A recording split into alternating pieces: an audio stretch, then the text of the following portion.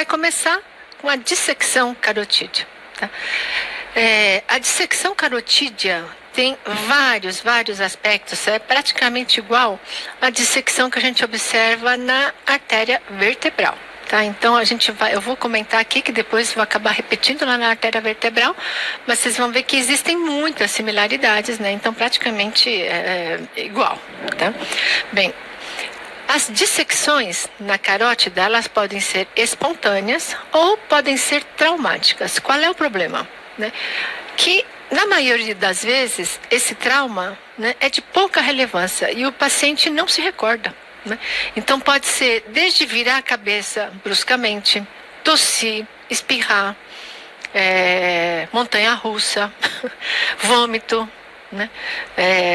Algum jogando basquete, vôlei, que você faz movimentos bruscos com a cabeça, né? E o paciente acaba não relacionando o início do quadro clínico, né, com aquele trauma de pouca relevância. Tá? Bem, o quadro clínico, né, é de uma dor, daquele lado onde dissecou, né, no pescoço, pode irradiar para o queixo, associado à cefaleia unilateral. Bem, aproximadamente 5% dos pacientes, eles são assintomáticos, né, e o seu diagnóstico é feito por acaso. Né? Bem, na dissecção, a dissecção na carótida é igual a dissecção na aorta, é igual a dissecção em outros lugares, né? O que ocorre? Você tem uma lesão, uma ruptura na camada íntima e o sangue que deveria correr pela luz, ele passa a correr pela camada média, pela camada muscular, né? E acaba formando ou um hematoma, né? Ou se você tiver uma ruptura aqui do outro lado, acaba formando duas luzes, né? Então, duplo lúmen, tá? Então vai depender, né, de até onde vai correr esse sangue, né, sem coagular, tá? Bem, dependendo do tamanho do hematoma, né, esse hematoma mural aqui que se formou, né, na camada média, nos músculos, na camada muscular, pode causar ou não alteração hemodinâmica. Né? Então, se o hematoma for grande, ele acaba funcionando como uma estenose, é uma estrutura ali anômala, né, que dificulta a passagem do sangue, levando a uma estenose. Tá? A hemorragia pode irromper pela túnica íntima do outro lado e atingir o lúmen de novo, né, gerando um falso lúmen, né? Então um duplo lúmen. Bem, no ultrassom, né, o que a gente pode encontrar nesses pacientes? O sinal mais comum imediato é o quê? Afilamento, né, da artéria carótida interna, né, que é observado em 2/3 dos pacientes. Essa dupla luz, né, com o flap intimal, que é aquela íntima deslocada, ela é mais raro, a gente vai ver, né? Devido à presença, à formação do hematoma, a gente pode encontrar resistência aumentada antes, né? Então, proximal à área de dissecção, tomar cuidado, né? Que o modo B, ela pode ser falsamente normal, dependendo do grau ali de dissecção e do grau de hematoma que se forma, você pode passar despercebido, né? A presença de sinais de estenose em indivíduo jovem ou em que você não detecta placa ateromatosa, servem de sinais de alerta para você pensar nessa hipótese diagnóstica. Tá? Bem, aqui é a tríade clássica, né? Então, o hematoma com dupla luz e o flap intimal, olha só, é observado em 1/4 dos pacientes. Então, a maioria dos pacientes não apresenta esse aspecto clássico da dissecção com duas luzes, uma luz verdadeira e uma luz falsa, separado pela íntima, tá? A maioria desses pacientes vai apresentar o quê? Achado mais frequente: espessamento hipoecóico da parede, que nada mais é o quê? Do que o hematoma, né? Então, é aquele hematoma que entrou na camada muscular, né? Ele vai aparecer para a gente no ultrassom como áreas de espessamento hipoecóico. Dependendo, né, da extensão, né, do tamanho desse hematoma, ele pode causar estenose ou até mesmo oclusão arterial, tá? Então, achados morfológicos, né? Espessamento hipoecogênico da parede do vaso, que corresponde ao hematoma, pode levar a estreitamento luminal. Porém, mais raramente a gente pode encontrar o flap intimal com uma dupla luz ou eventualmente até um pseudaneurisma se houver lesão já de adventícia, né? Ele não parar só na muscular. E a gente pode ter alterações hemodinâmicas, né? Então, quais são as alterações hemodinâmicas? São elevações da velocidade, se ele tiver causando uma estenose significativa, e com aumento de resistência, né, antes daquela área. Na realidade, é uma obstrução, né? O organismo não sabe o que está obstruindo, se é um hematoma, se é uma placa ateromatosa. As alterações, né, decorrentes daquela obstrução são iguais, né? Então, onde tem estenose, você vai encontrar aumento de velocidade, aumento de resistência proximal, tá bom? Aqui, exemplos, né? Aqui com a dupla luz, deslocamento do flap intimal, né? E aqui, então, um achado mais comumente observado, né? Se a gente olhar, você vai ver que tem um afilamento aqui, devido a uma área de espessamento aqui, né? Nessa parede posterior, que nada mais é do que o hematoma. Às vezes, esses hematomas podem ser menores, então tem um hematoma aqui, outro aqui, né? Então, são áreas de espessamento, né, localizado, focal e hipoicogênico, representando os hematomas. Na vertebral, gente, o aspecto é igualzinho, tá? Os fatores causais são os mesmos, tá bom?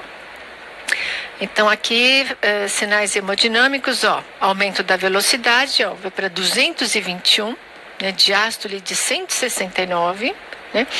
E aqui mostrando esse aspecto de resistência bem elevada, né? Então, é uma sístole em estacato com uma diástole reversa, um sístole estacato com componente reverso, tá bom?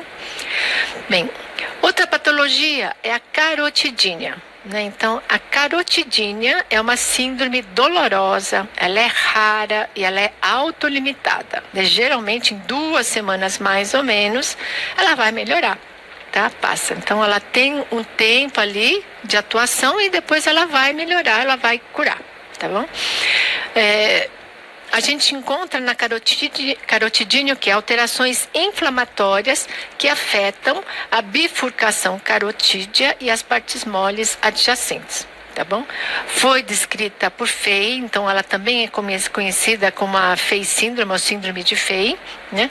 Clinicamente o paciente tem dor na topografia, né, da bifurcação carotídea, geralmente ela é unilateral, todas as vezes que eu ver é unilateral, né? Aproximadamente 10% dos casos pode ser bilateral, e essa é uma outra denominação, tá? Síndrome da inflamação perivascular transitória da artéria carótida. Tá bom? Bem, os métodos de imagem vão mostrar o quê? Um espessamento das paredes, né, da carótida, então a da carótida distal, da bifurcação, às vezes pegando um pedacinho proximal ali da carótida interna. Às vezes pode ter uma densificação, um borramento das partes moles adjacentes. E aqui vai um detalhe que é importante: sem alteração estrutural da artéria. Então, apesar de você ter um espessamento da parede, das partes moles, tipicamente há mínimo ou nenhum estreitamento luminal. Ou seja, se você chegar lá, colocar um Doppler, medir o espectro de velocidade, vai dar normal, né? Então, hemodinamicamente, não há alteração, tá? Principais diagnósticos diferenciais: arterites, dissecção de carótida, tá bom? Aqui é um exemplo, né? Então, aqui você vê a carótida distal, né? E aqui, comprometimento aqui das partes moles pericarotídeas. Porém, se você olhar a luz, né, não há comprometimento, né, da luz, tá bom? Então, você está vendo aqui um espessamento da parede, um borramento das partes moles aqui pericarotídeas, porém não há comprometimento da luz deste paciente, tá bom? Outra entidade é a arterite de Takayasu, né? A arterite de Takayasu é uma vasculite crônica, idiopática, rara, mais frequente em mulheres de origem asiática. Mulheres, a proporção, 8,5 mulheres para cada homem afetado, né, pela arterite de Takayasu, tá? A arterite de Takayasu pega mais ramos grandes, arteriais grandes, a aorta, tórax, abdominal, seus ramos e artérias pulmonares, né? Esses pacientes vão apresentar sintomas isquêmicos relacionados à estenose e trombose, né? Pode haver uma destruição ali da camada média, levando à formação de aneurismas e eventualmente até ruptura arterial. No ultrassom a gente vai ver um espessamento circunferencial homogêneo das paredes, às vezes indistinguível de uma placa ateromatosa, né, fibroadiposa.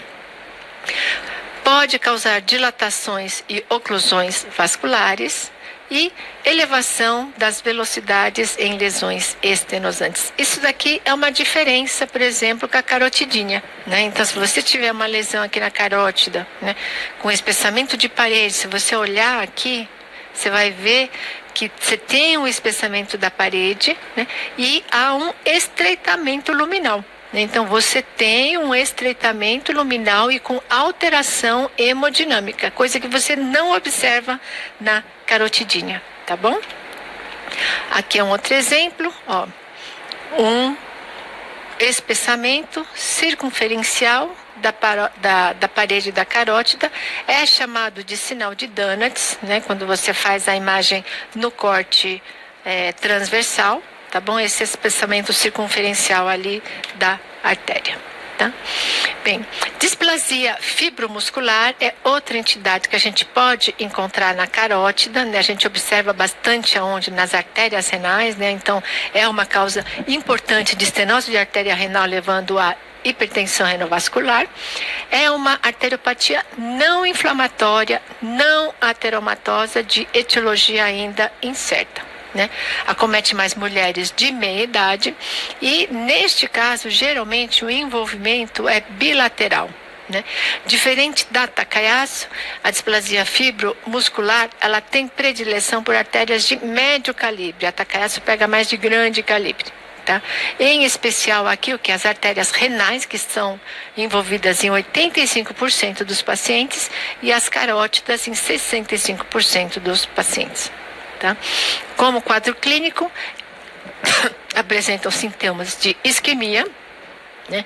Ataque isquêmico transitório, né? Desde AVC, cefaleia e vertigem. No ultrassom vão aparecer o que? Áreas de estenoses e dilatações sequenciais que dão esse aspecto que é chamado de colar de contas, tá bom? Aspecto bem característico aí da displasia fibromuscular.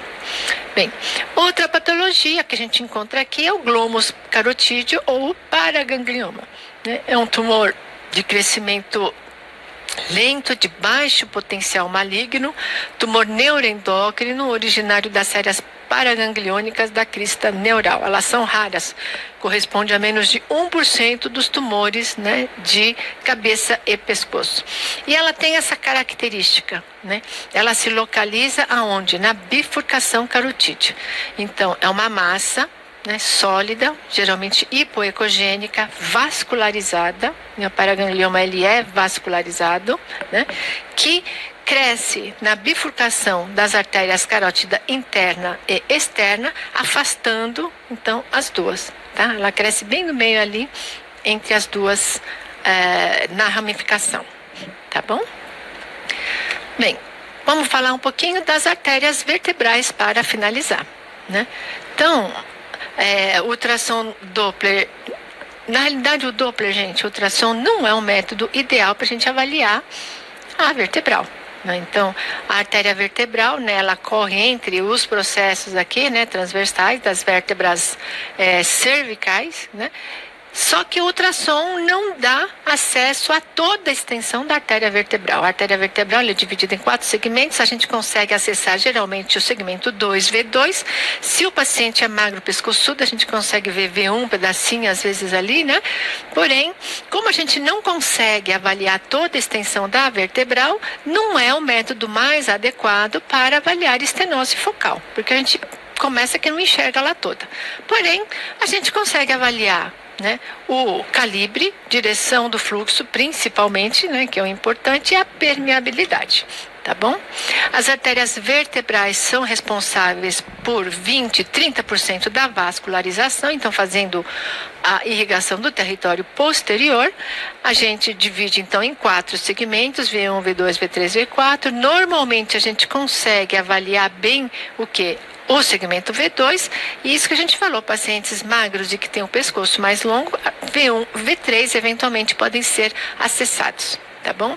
Correm, então, entre os processos transversos das vértebras cervicais.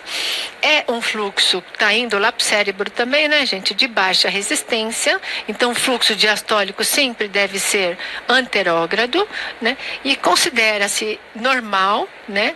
Entre 20 e 60 centímetros por segundo, né? A velocidade de pico sistólico. Bem, lembrar que é super comum a gente encontrar assimetria das artérias vertebrais. Assim como a gente encontra assimetria frequentemente de veia jugular, vertebral também. Tem alguma vertebral, geralmente alguma ela é dominante. Se não me engano, geralmente a esquerda é dominante, tá? E outra coisa, às vezes a artéria vertebral de um lado, ela pode ser hipoplásica. Então, ela é tão fininha que às vezes a gente não consegue determinar o fluxo, ou quando a gente determina o fluxo, né, eu falei que o fluxo, padrão de fluxo dela normal é de baixa resistência, porém, nessas artérias vertebrais que são hipoplásicas, bem fininhas, o padrão de resistência pode ser maior. Tá bom? Então, não estranhe aquelas vertebrais que são bem fininhas apresentarem um padrão de fluxo de alta resistência, tá? Bem, o que a gente precisa conhecer bem aqui de artéria vertebral, gente, que já foi tema de prova várias vezes, né? Então, é o roubo da artéria subclávia. Então, esse daqui, vocês vão ter que estudar, vão ter que entender para fazer a prova, porque já caiu várias vezes, tá bom? Bem, o que é o roubo? Quando que a gente encontra o roubo da artéria subclávia? Vamos ver. Ó, você tem que ter uma estenose significativa, ou uma oclusão na artéria subclávia, né? E essa estenose, essa lesão, ela tem que ocorrer antes da emergência da artéria vertebral. Tá vendo?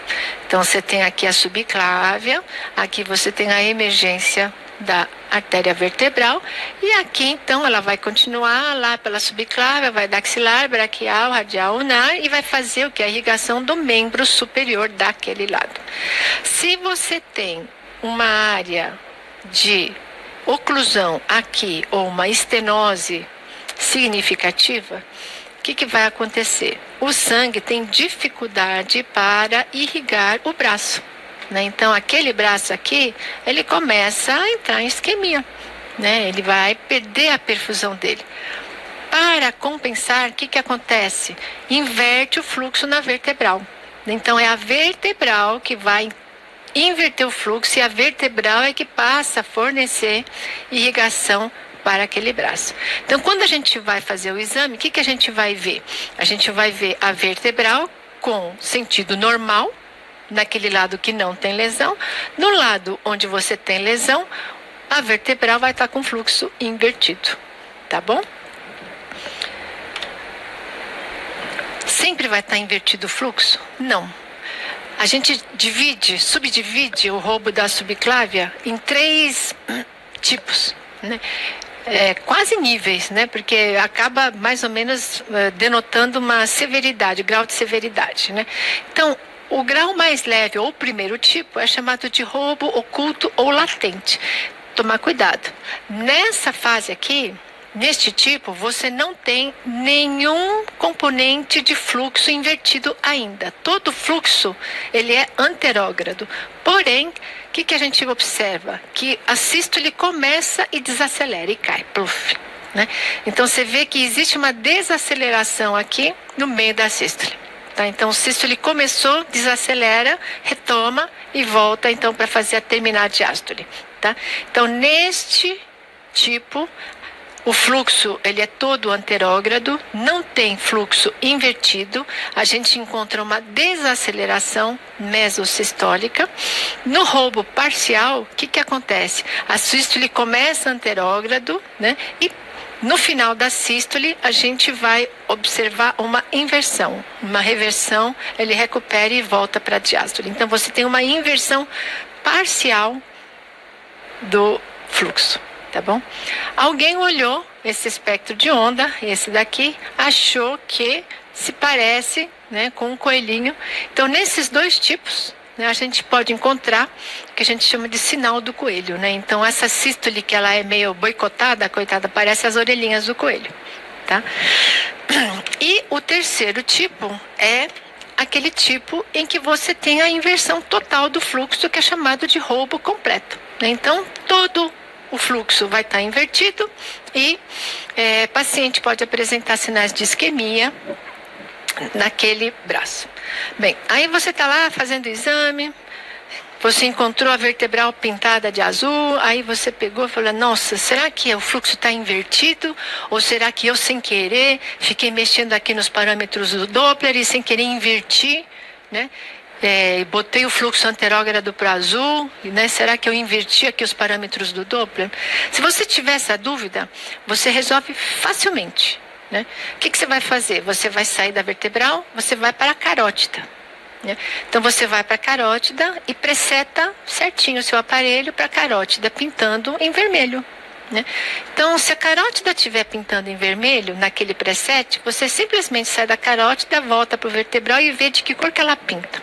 Se ela pintar de vermelho, ela não está invertida, ela só estava com o parâmetro de Doppler invertido. Então, ou se a carótida está pintando de azul, porque você inverteu o parâmetro do Doppler, a vertebral também tem que pintar de azul, né? Então, o importante é que a carótida e a vertebral pintem da mesma cor, tá? Carótida, dificilmente a carótida comum inverte o fluxo. Não tem, né, inversão de fluxo na carótida comum, né? Então, usa a carótida comum como seu parâmetro, né? Depois você volta para a vertebral e vê. Ah, a carótida está vermelha, a vertebral está vermelha? Ah, não, está normal. Carótida está vermelha, a vertebral está azul? Ah, está invertido na vertebral. Não vai me falar que está invertido na carótida, está invertido na vertebral. Ah, a carótida está azul, a vertebral está vermelha? Ah, está invertido na vertebral. Tá bom? Existe uma técnica, né, que a gente pode transformar esse roubo oculto, né, num roubo parcial. Se você fez isso daqui, você ficou em dúvida, nossa, será que tem mesmo roubo ou não? Você pode utilizar dessas manobras provocativas. Uma delas é o exercício físico, né? Fazer o paciente manipular ali, fazer atividade com aquele membro e depois você faz o exame de controle. Então você vai ver que passou desse oculto latente para parcial. Outra coisa é inflar o manguito, né? Você vai provocar uma isquemia naquele braço. É isso que você está fazendo, né? Toda vez que você pede para o paciente fazer exercício físico, você está aumentando a demanda de oxigênio de fluxo arterial, ou quando você infla o manguito, você está levando a uma isquemia daquele braço e você está aumentando a demanda de sangue arterial naquele braço. Tá? Então você infla o manguito, deixa por mais ou menos 3 minutos, desinflama, desinsufla e faz a medida de novo, tá bom? E dissecção de artéria carótida, de artéria vertebral para terminar. Gente, é muito parecido, né? Então, a dissecção pode ser traumática ou não traumática, né? Isso é uma coisa que eu esqueci de falar lá na carótida e que é válido também, né? Alguns distúrbios de tecido conjuntivo favorecem não só a dissecção de vertebral, como de carótida, né? Então, a mais comum é a síndrome de Ehlers-Danlos, tá bom? Mas síndrome de Marfan é outro, né? Então, aquele paciente altão, pirulitão, magro, né? Também esses pacientes que têm alteração de tecido conjuntivo, tecido conectivo, eles são mais propensos, né, a fazer, tem uma maior chance de fazer dissecção de carótida e de vertebral, né? Por quê? Porque eles têm uma deficiência na síntese de colágeno, tá bom? Bem, olha só, vou falar. Traumáticas, geralmente pacientes jovens, né? E representam um desafio diagnóstico e muitas vezes os pacientes são oligossintomáticos e eles muitas vezes não associam o começo dos sintomas a um trauma, né? Os mecanismos de trauma, olha só, movimentos como de extensão, rotação lateral, extensão forçada. Essa é clássica, aquela mulher que vai para o cabeleireiro, não é? E que fica com a cabeça no lavatório, né, em hiperextensão por um período maior, né? Além disso, movimentos bruscos, súbitos, né, do pescoço. Voleibol, basquete, dança, natação, queda, espirro, tosse, montanha-russa. Tenho um colega que faleceu, né, colega de faculdade que faleceu por dissecção de carótida, né, por uma montanha-russa lá da Disney, né? Então, tudo que leva a esse movimento brusco, né, é um fator principal. Bem, na artéria vertebral, a porção mais comprometida é a porção V2, tá bom? Sinais, esses pacientes vão apresentar sintomas e sinais de isquemia vértebro-basilar, né? Então, tontura, tinitos, vertigem, deficiência de campo visual, sintomas cerebelares, além dos sintomas gerais, cefaleia, dor cervical, náusea e vômitos. Tá? O achado mais comum é estreitamento da luz com irregularidade, né? Então, com essas áreas de espessamento hipoicóico, né, que representam o quê? Os trombos, né? Os hematomas, não é trombo, é hematoma.